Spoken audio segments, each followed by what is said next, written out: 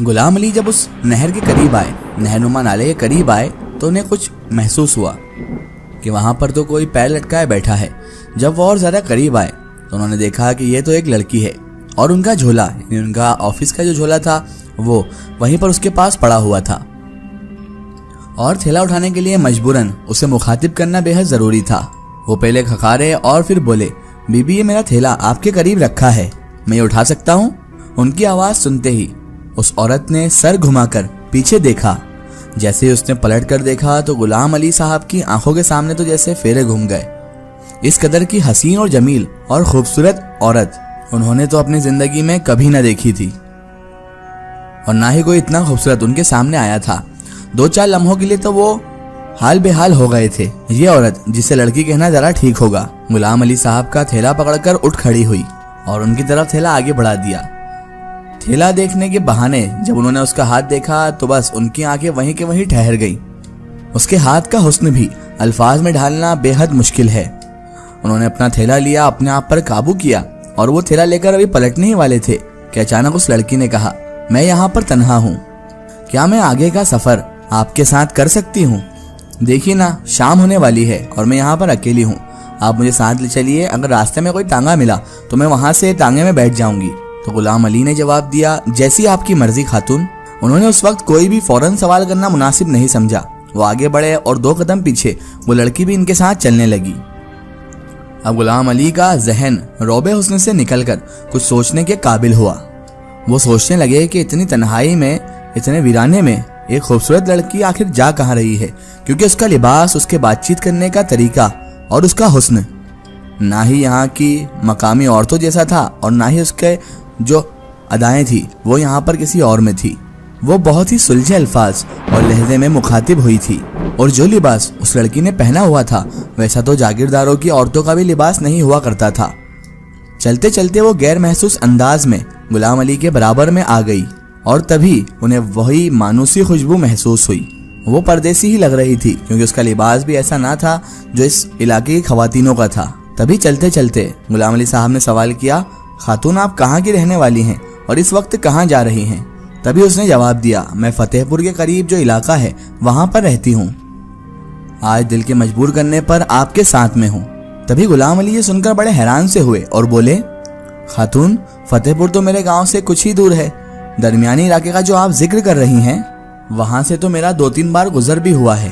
वो तो तमाम वीरान जंगलों जैसा इलाका है और वहाँ पर तो वैसे आबादी है ही नहीं, ना कोई मकान ना कोई घर। फिर आप वहाँ पर कैसे रहती हो? और दूसरी बात यह कि मैं तो आपको जिंदगी में पहली बार देख रहा हूँ और मैं आपको जानता भी नहीं, तो आप क्यों फिर यहाँ मेरे लिए आई हैं? ये सुनकर वो लड़की चलते चलते रुक गई तो गुलाम अली को भी रुकना पड़ा। वो उनकी जानिब रुक करते हुए और बराह रास्त देखते हुए आहिस्ता से बोली, गुलाम अली साहब आपने मुझे नहीं देखा लेकिन मैंने आपको देखा है और जब से देखा है तब से अब तक मैं हर वक्त सिर्फ आपको ही देखना चाहती हूँ। लेकिन, और इतना बोलते बोलते वो खामोश हो गई। तो गुलाम अली साहब भी खामोश रहे और उसके बाद वो चलने लग गए। उनके कुछ भी समझ में नहीं आ रहा था कि आखिर वो इसे क्या बोलें। उनकी तरबियत और अदा कुछ ऐसी थी कि उन्हें बढ़ कर बोलना नहीं आता था और ना ही अपनी मुख्तसर सी जिंदगी में अपनी बहन और वालिदा के अलावा किसी औरत से वो बेतकल्लुफ हुए थे। तभी उस लड़की ने कहा, गुलाम अली मैं अपने बारे में तुम्हें सब कुछ बताऊंगी, पहले तुम अपने दिल से पूछो और अपनी जिंदगी के फैसले खुद करो, दूसरों के हाथों में मत दो। इतने में न जाने कहां से एक बग्गी आई और वहां पर रुक गई जो कि पूरी की पूरी खाली थी और कोई सवार भी उसमें नहीं था। ताज्जुब की बात यह थी कि वो लड़की जाकर उसमें बैठ गई और उन्होंने जब गुलाम अली को कहा कि बैठ जाओ तो गुलाम अली भी उसमें बैठ गए और वो बग्गी रवाना हुई। उनके गाँव के बिल्कुल करीब आकर वो बग्गी रुक गई। अभी वो उतरे और शुक्रिया अदा करना ही चाहते थे कि बग्गी अचानक वहां से हवा हो गई, यानी कि गायब हो गई। तो वो एक लंबी सांस भरकर अपने घर की जानिब हो लिए। रात को जब वो आराम करने के लिए लेटे तो शाम को पेश आने वाले वाकयात के बारे में गुलाम अली साहब सोचने लगे। उन्होंने इस पर किसी से भी फिलहाल बात करना बेहतर नहीं समझा और उस लड़की का सरापा इनके दिलो दिमाग पर भी छा चुका था। उनका दिल ये चाह रहा था कि एक बार फिर से वो लड़की नजर आ जाए और इनसे बातें करे। दफातन उनके दिल में ख्याल आया कि हाजरा खातून ने मुझसे ताकीद की थी कि कोई भी ऐसा मसला पेश आए या कोई भी मामला हो तो सिर्फ उनको आकर मैं बताऊं। लिहाजा वो अगले दिन हाजरा खातून से मिलने का फैसला कर सो गए। निस्फ रात के करीब अचानक उनकी आंख खुल गई और उन्हें समझ नहीं आ रहा था कि आखिर वो क्यों जाग गए। फिर अचानक उनकी तबीयत पर बोझ पड़ने लगा जो चंद मिनटों में बढ़ता ही गया। वो बेचैन होकर सोने लगे। फिर उनका खुद ही दिल चाहा कि वो नीचे आ जाएं। वो आहिस्तगी से उठे और उन्होंने नीचे आने का रुख किया। उसके बाद नीचे अपने कमरे में आकर लेट गए। कमरे में गहरा अंधेरा था, फिर भी न जाने क्यों उनके बोझ में कमी होने लगी। यहाँ तक कि वो कमरे में आकर तो पुरसुकून हो गए। गर्मी के बावजूद भी उन्हें गर्मी नहीं लग रही थी और वो उसके बाद सोने की कोशिश करने लगे। अंधेरे में अचानक एक साया सा लहराया और वही खुशबू अचानक फैल गई। इस बार वो जाग रहे थे, इसलिए वो कुछ चौंक से गए थे। धीरे से एक एहसास उन्हें अपनी कमर पर महसूस हुआ। वो डरे नहीं, बस ऐसे के ऐसे पड़े रहे। तभी उनके कान में एक मध्यम सी खामोशी आई और एक आवाज गूंजी, आप मुझे याद कर रहे थे ना? इसके बाद बिल्कुल खामोशी। इतना कहा और बिल्कुल खामोशी। तभी गुलाम अली ने कहा, मुझे लगता है तुम यहाँ हो। तुम यहाँ हो तो फिर सामने क्यों नहीं हो? लेकिन उसके बाद तो फिर वो इंतजार ही करते रह गए। हाजरा खातून अमूर खानदान होने के बाद इत्मीनान से बैठी रही थी। साहबजादे और शौहर तो ईशा की अदायगी के लिए मस्जिद चले गए, मगर वो ईशा की नमाज पढ़ने के बजाय गहरी सोच में बैठी रही। वो इस गुत्थी को सुलझाने के लिए सिरा खोजती रही, लेकिन जब तक उन्हें सिरा हाथ लगा तो उनके शौहर और उनके साहबजादे की वापसी हो गई। नौकरानी को दूध गर्म कर कर देने का कहकर उठी और उनके शौहर से उन्होंने कहा कि आज उन्हें कुछ खुसूसी वज़ाइफ करना है, लिहाजा आप मेरा इंतजार करने की बजाय सो जाएं। उन्हें कुछ खासा वक्त लग सकता है। इसके बाद वो वजू करके अपनी इबादत की कोठरी में आ गई, नमाज अदा की और उसके बाद काफी देर तक अपने वज़ाइफ में मसरूफ रही। दफातन उनसे कुछ फासले पर अचानक से एक उधेड़ उम्र औरत नमूदार हुई। उसने आहिस्तगी से इन्हें सलाम किया और करीब आकर जमीन पर बैठ गई। आते ही उसने कहा, बीबी, हम नाचीज को आपने कैसे याद किया? उन्होंने कहा, नरगिस, हमें तुमसे कुछ बातें जानना थी, इसीलिए हमने आज आपको जहमत दी है। जहमत कैसी जी बीबी जी? हम तो गुलाम हैं आपके, कहिए आप। फिर काफी देर तक हाजरा खातून उनसे धीमी आवाज में बातें करती रही।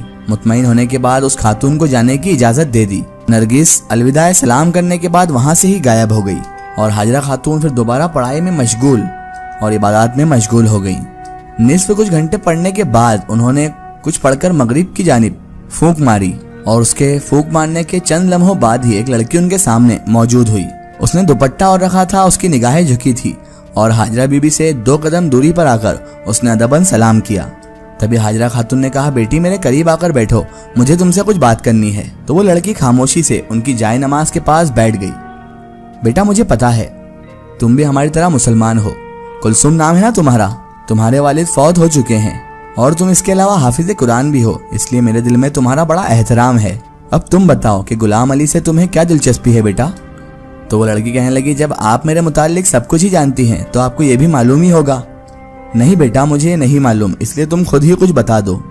तभी वो लड़की कहने लगी, गुलाम अली से मिलना एक इत्तेफाक था।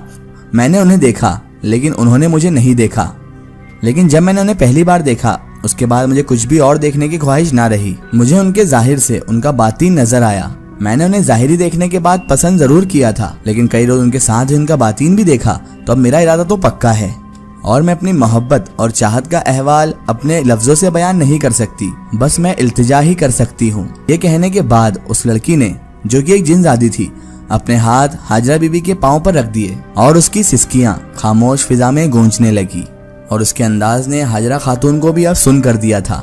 वो सोचे बैठी थी कि उनके सामने एक रिवायती हस्ती आएगी और वो हमेशा की तरह अपने दबदबे से अपनी बात उस जिन्नजादी से मनवा लेंगी, मगर ये सब तो उनके अंदाजों से बिल्कुल उलट था, क्योंकि ये मामला तो मोहब्बत का था। इसका एक स्टोरी हम देखेंगे इसके अगले पार्ट में।